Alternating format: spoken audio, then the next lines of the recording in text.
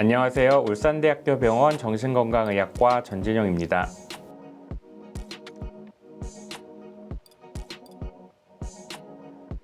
일단 번아웃 자체가 질병은 아니고요. 이제 번아웃이 발생하게 돼서 여러 가지 증상들이 생길 수 있거든요. 예를 들면 우울증이 생길 수도 있고, 수면 장애가 생길 수 있고, 스트레스로 인한 두통이나 여러 가지 증상들이 생길 수 있는데, 이제 그러한 경우에 이제 질병으로 볼 수 있지, 이 번아웃 자체가 정신건강의학과에서 보는 질병으로 보지는 않습니다. 네. 보통 번아웃은 물론 이제 성격적으로 일을 하기 싫어하고 귀찮아하시는 분들도 있지만, 오히려 굉장히 열심히 하고 일에 몰두하는 사람들이 생기게 되거든요. 일에 몰두하면서 거기에 에너지를 다 쓰게 되고 에너지가 고갈돼서 소진되고 이러한 상태에서 번아웃이 되기 때문에 성격적으로 볼 때 번아웃이 생기는 사람들은 오히려 게으르다기보다 일을 열심히 하고 일에 몰두하는 사람들이 생긴다고 볼 수가 있겠습니다.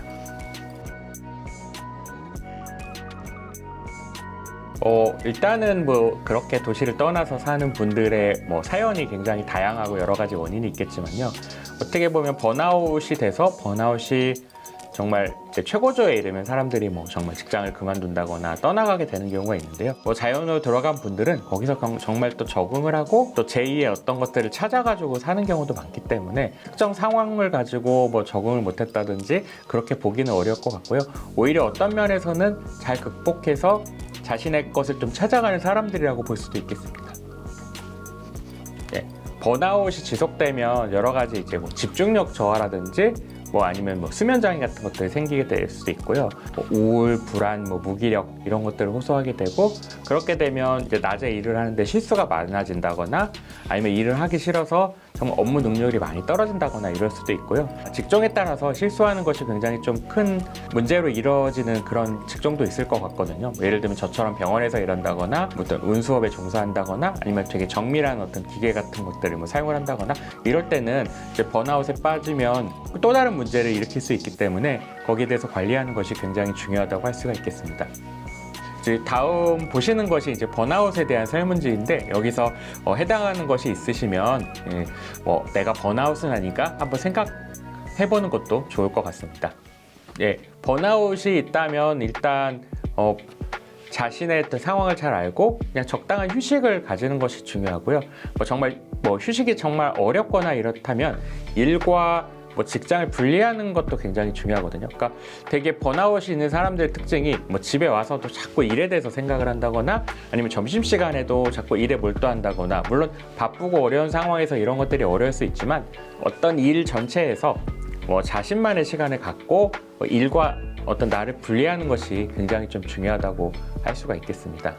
예를 들면 저 같은 경우에도 예를 들면 집에 와서도 계속 어떤 병원에서 있었던 환자라든지 이런 것들을 계속 생각을 한다거나, 심지어는 휴가를 가서도 병원과 연락을 주고받는다거나 그런 경우도 있거든요. 그래서 이런 것들이 어느 정도 내가 감당할 정도면 괜찮은데, 과도하면 사실은 이제 쉬는 게 아니고 일하는 게 아닌 굉장히 좀 모호한 상황이 계속 반복되게 되고, 이런 반복되는 것이 사실 일을 처음 시작할 때는 그냥 내가 열심히 한다 이렇게 생각할 수 있지만, 시간이 지나면서 점점 이제 내가 고갈되고 소진되는 그런 상황이 되거든요. 그래서 번아웃이라는 용어 자체도 다 태워버린다는 그런 뜻이잖아요. 그렇기 때문에 뭔가 일과 휴식을 분리해서 나의 어떤 재충전을 하는 것은 굉장히 중요하다고 할 수가 있겠습니다.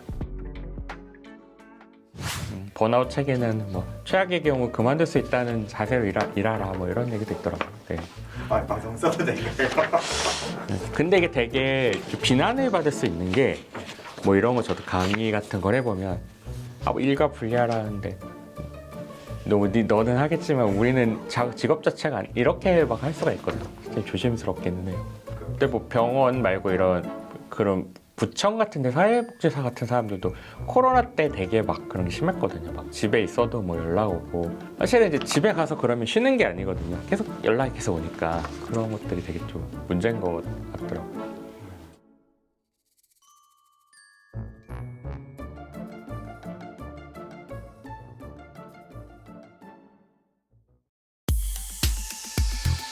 마음이 아플 땐 왜 참기만 해요. 고민하지 말고 상담 받으시죠. 정신건강 책임져줄 우리 쉼터 울주군 정신건강복지센터